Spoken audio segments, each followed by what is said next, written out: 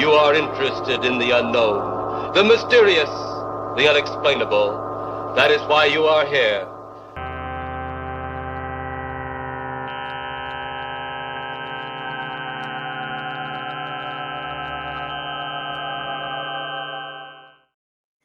Here we are once again. It's the Code Rad Show. I am Jason. This is Jim, and we Hello. are going to travel to the planet of the giants with the Doctor, Ian. What is it? Susan? Ian, Susan and Barbara. Yes. Right. Yes. So, well, one of the things that occurred to me while we were watching this episode is that if you wanted to pick an episode that was more dissimilar to Genesis of the Daleks, I don't think you could do it. Basically, Yes. in every conceivable aspect, this story was the opposite of Genesis of the Daleks. Yes. I mean, yes, very Genesis much. of the Daleks was 6 episodes. This one is 3, a very rare 3-episode Doctor Who episode. I think it's rare. I mean, they certainly didn't do any in the 70s. In the 70s moving forward. I'm not sure if they did many 3-parters with Patrick Troughton and William Hartnell. Yeah, well, none with Troughton that I can remember. Usually Troughton was either 4 or 6. Yeah. Or in the case of the War Games, 10. 10, yes. I think what I read was that the Planet of Giants was going to be a 4-part story. Yes. But they cut it down to 3. Which yes, I think was a good choice. Yeah, I think it was too, yeah. It probably would have been just too much padding if they had added another episode. But no, this was a very enjoyable episode. I like this very much. This is one actually I had never seen before. Okay, yeah. I imagine I had seen it because I remember being glued to the TV set every Saturday night when NJN got the William Hartnell episodes, but yeah, I did not remember it at all. And whereas while I was watching Genesis of the Daleks, I was wondering, how did they think this was a kids show? Planet of the Giants is clearly aimed towards kids. I mean, they're teaching lessons. I mean, at one point, one of the characters says to another character, insects make a vital contribution to agriculture, and is clearly a learning episode. We learn about the dangers of insecticide. This episode came out on my birthday, exactly 7 years before I was born. It sounds like the first episode aired on October 31st, 1964. This is before England ever heard of Halloween. So even though it is a little scary, no trace of Halloween sort of atmosphere here. And came out in 1964, 2 years after Rachel Carson's Silent Spring. One of the big things, one of the big scandals about the dangers of pesticide, insecticide. Yeah, no, I'm not familiar with Silent Spring actually, but is it a film, novel? It was a work of nonfiction.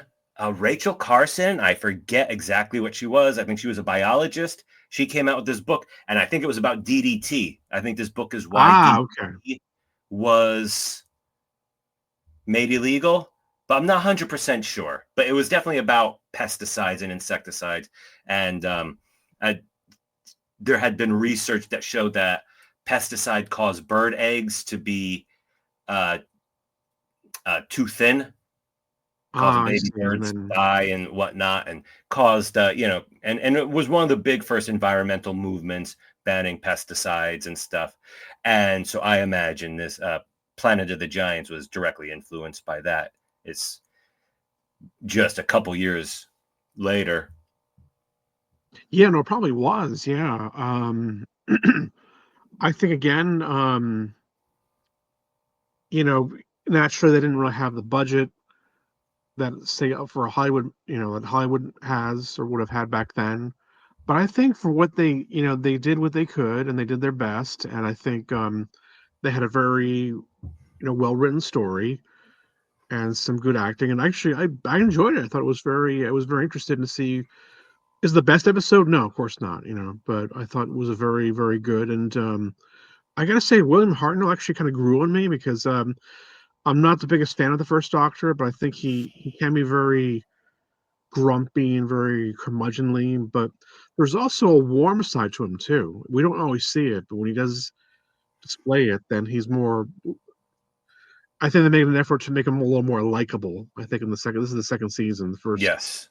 episode of the second season. I think they tried a little harder to make him more likable, not so much like the grandfather from hell. Yeah.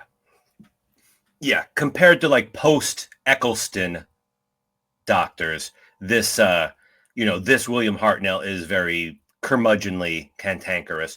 But compared to how he was in the first season, he is less grouchy, less yelling at his companions. Although he does a bit. I think there's one A part little bit.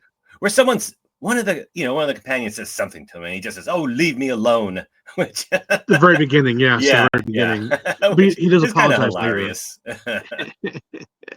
Barbara was asking him too many questions, I guess, Yeah, and yeah, he does apologize. and But just go. Yeah, he does apologize at to someone. So yeah, he has softened a bit by this time, by season 2.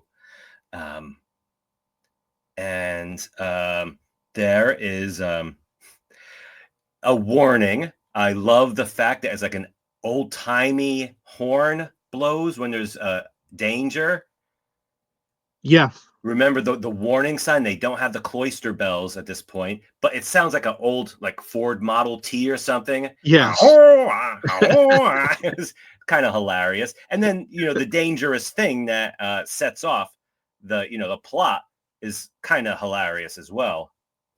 It's like we forgot to lock the TARDIS door. whoops. I mean that is how it's presented, right? The door just opens. It's like whoops, and I wasn't sure. Was that why they shrunk, or because I was trying to figure out, are they on Earth, or is it another Earth that's like Earth, only everything was bigger, like Land of the Giants. Um, no, I'm pretty sure it was Earth.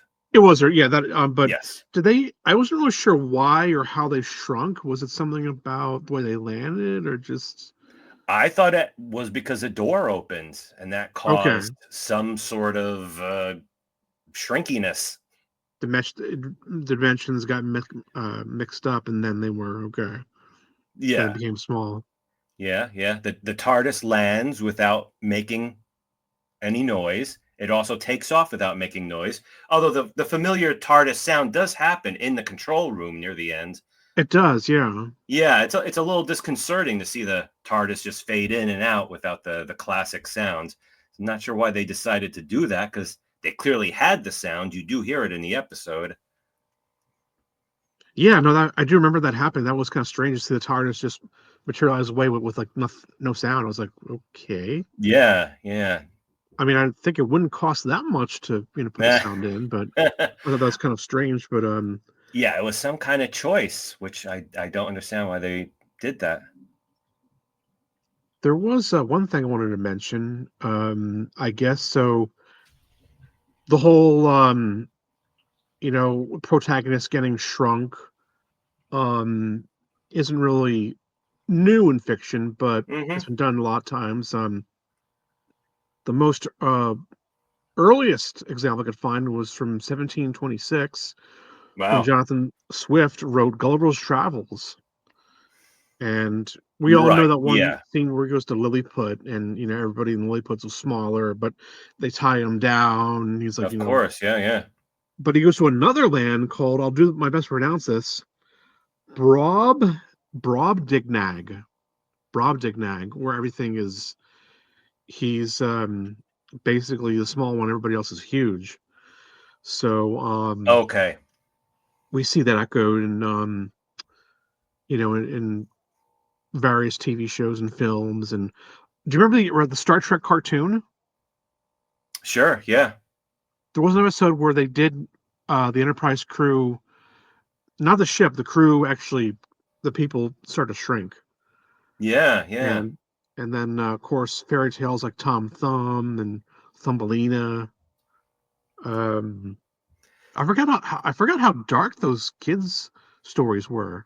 Sure, yeah. Tom Thumb gets like burned, and it's really bad. It's like, wow, I wouldn't want Oh, really? this. Yeah, this. I think he gets eaten by a wolf or something. It just really, yeah. It's like this is really dark for kids story. Um, Yeah, I kind of what's the one where the scientists travel inside the body? Is that Fantastic Voyage? yes, that's a movie and also a animated series by Filmation. Oh, really? Yeah, yeah, yeah. Okay. Maybe That one day that we can sounds cover. familiar. I think maybe I watched that as a kid. Yeah, I think Channel 11 used to run it. Um, and make it someday we can Yeah. cover that too. But yes, I thought it's nothing really new, but the of course forgot this one. Land of the Giants. Does that sound familiar? It does, but can't really think of what it Basically, is. they get stuck. They're space explorers. And they get something happens, and they wind up on another planet that's like Earth, but everyone's just huge, Hmm. and their ship is broken, so they can't go back. Um, yeah, it's a shame. It was a great series. It only lasted 2 seasons, but it never got a definitive end. Hmm. So, but yeah, USA would show that I think in the 80s, and maybe when the Sci-Fi Channel showed actual sci-fi, maybe they had it on there too. But Yeah. yeah, not a bad series. It's a shame they didn't really have a definitive ending. And there was a movie in the 80s. It was basically an update, a Fantastic Voyage. It Inner Space. starred Martin Short and Dennis Yep, Quaid. Right, yeah, yep. Inner Space. That's it. Yeah.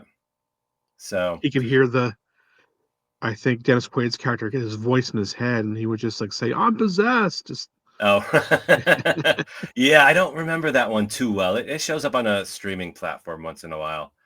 But yeah, classic idea. Been one of those some people would call a trope, I guess, something that's been reused. Did you say that Gulliver's Travels goes back to the 1700s? it does. Yeah, it was Wow. Yeah, I 1726. didn't So yeah, realize. really, really far back. Yeah, interesting how far back these sci-fi concepts go. Um, let's see. It's like something like H.G. Wells. Did H.G. Wells ever do a shrinking people storyline?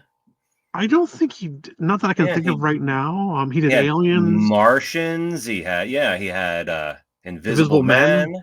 But yeah, as Time far as Machines. Time Machine, of course. Yeah, so he touched on a lot of the big sci-fi concepts. He really But did. I'm not an expert on H.G. Wells, but yeah, I can't think of any shrinking people, Yeah, giants, anything like that. I don't think so. No. Yeah, I don't think so. I was gonna say another one in the 80s, Honey, I Shrunk the Kids. Oh, of course. Yeah, that was the other big hit of 1989. Yes. Supposedly, people who could not get in to see Batman went to see Honey, I Shrunk the Kids.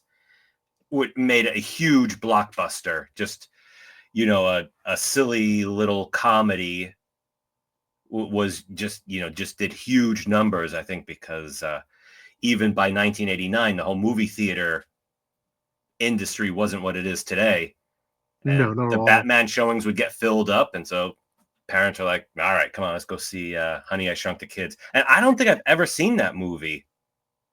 I've seen clips, but I never really And they made a yeah, back bunch of in sequels. they did, Honey, I Shrunk Us or something like that. Honey, I Shrunk the Kids Again. Yeah. Honey, I Shrunk the Dog. There's so Honey, many I of Blew those Up they the did. Baby, something like that. Yeah, I blew up the kid. Yeah, Yeah. the baby was huge. Yeah. Yeah, I mean, and yeah, Rick Moranis was just so great. I mean, I think I realized I never really thought too much about Rick Moranis until Ghostbusters Afterlife, Yes, which that's he right. wasn't in, but you could kind of tell there was like sort of Rick Moranis type character. And yeah, this is not nearly as good. Rick Moranis was so great in Ghostbusters. Allegedly, he will be in Spaceballs too. Oh, right, yeah. if it gets Okay, finished, we'll that see. would be a big deal because I think he announced his retirement. So, but Yeah, I mean, hopefully it'll happen. But like Mel Brooks is like, isn't he like 100? yeah, he is so old. So, Yeah, it's like he almost is a 2,000-year-old man. yeah. It's Yeah, like yeah, really. he is yogurt, but we'll see if the movie gets if the movie gets done, great. I mean, I hope it does, but I don't know. When you're 100 years old, I mean, it just there's not much time left. Yeah, yeah.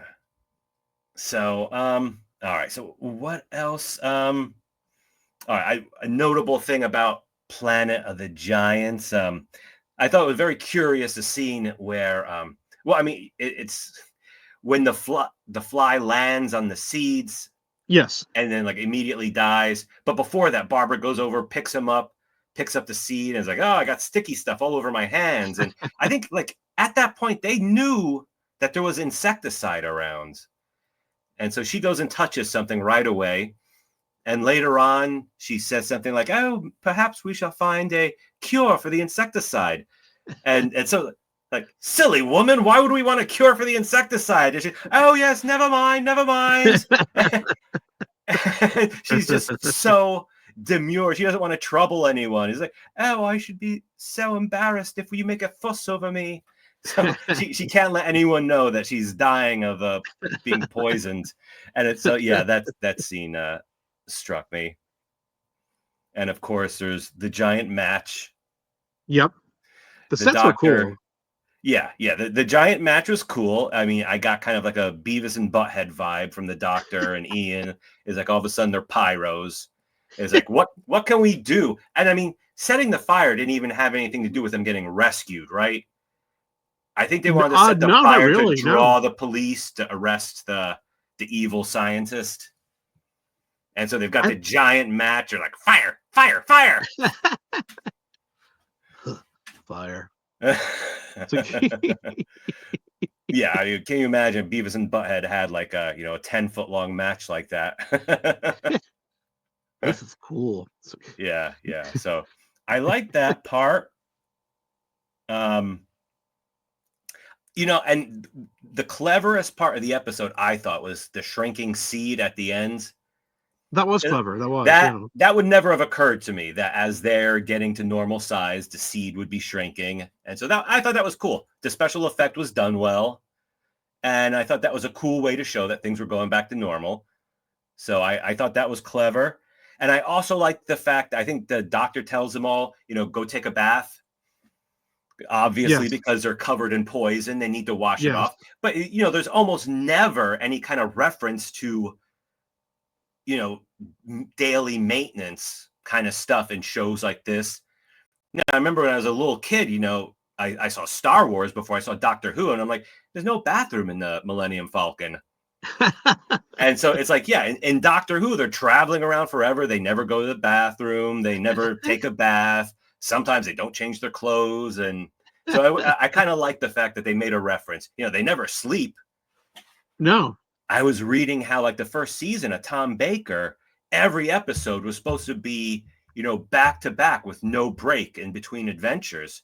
That's bonkers. Can you imagine, going from Robot to the Ark in Space to the Sontaran experiment to Genesis of the Daleks, not taking a nap, no sleep, it's crazy. So, so one of the rare times when, there's a reference made to daily maintenance people have to do. Don't brush your teeth. You don't go to the bathroom. You don't eat. You know. Yeah. Brushing your teeth is another one. Don't floss. No sleep. No sleep until Skyro or whatever. Yeah. Yeah. No Right. Yeah. sleep till. Um. um. Sets were very nice. The giant telephone and the giant.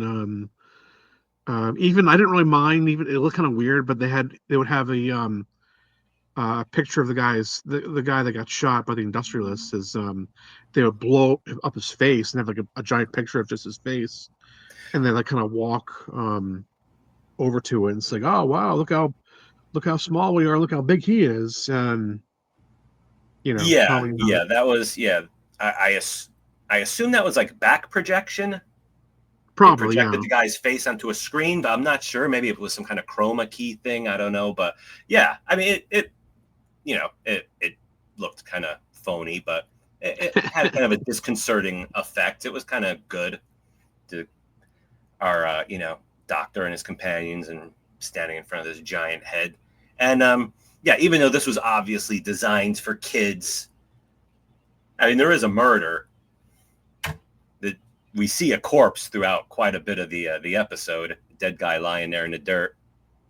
Surprised the guy actually I thought guns in England were really hard to get, but I guess the guy he was a wealthy industrialist, and he just had it was even like it was a small gun, but still did the job. Yes, yes, that was a very small gun. Yeah, I don't know the history of that when guns were taken away in England. So yeah, I don't know what the situation would be in the 1960s. But yeah, that is pretty noticeable. A civilian having a gun like that, and then in England. No. But yeah, not a momentous episode, not epic, but a fun one.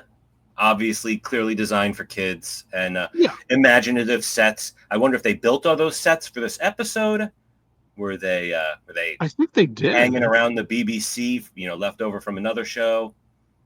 As Doctor Who did quite a bit, recycled Oh yeah, sets and things like that for episodes.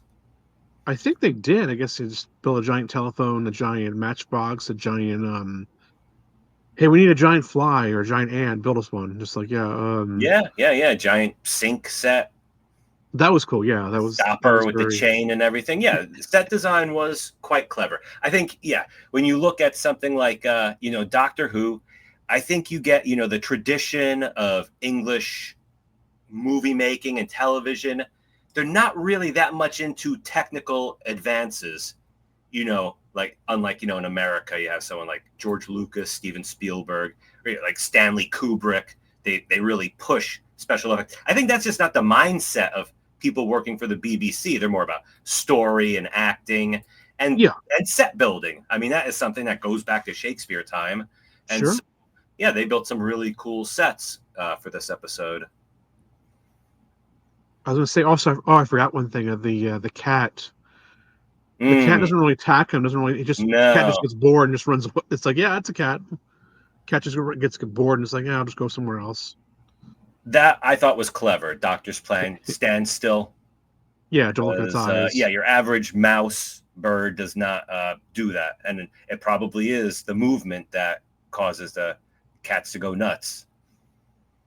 And seeing even a bug flying around, if they had enough sense to stand still, yeah, maybe the cat would just get bored and walk away.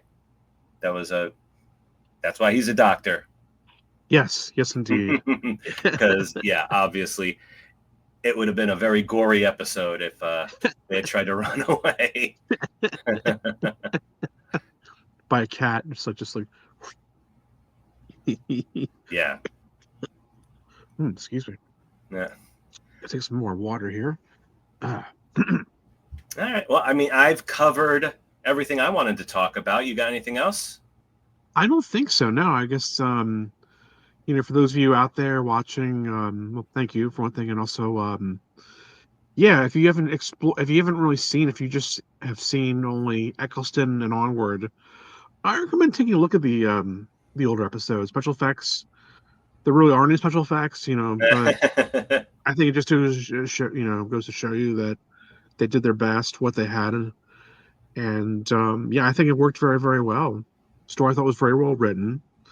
Um, Even though the ants don't really, I think maybe one ant or fly moved, but they don't Mm. move. It's like, oh, well, they're dead. So it's like, oh, okay. So it's like, There was a so pretty good looking fly that moved, yeah, yeah, but yeah, I think it was convenient that the ant was dead. Of course, that went along with the plot. The plot was it all did. about Yeah, I thought that the was kind of smart. insecticide. Yeah, So yeah, that was kind of smart. So yeah, very smartly written, and acting was very good. Not many characters in this one, but still, I thought yes, there were. small cast. Yeah. But I thought it worked, and yeah, just give it a I think I think if you're a true Doctor Who fan, you got to watch all the Doctors, not just certain ones, but all of them.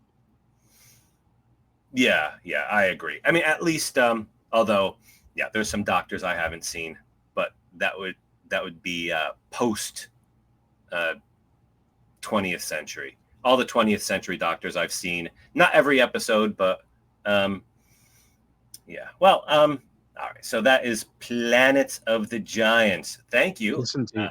Thank you, everyone, for joining us. Let us know what you Thanks, think, everybody. and we will be back shortly. Ta-ta. All right. Take care, everybody. We're gone.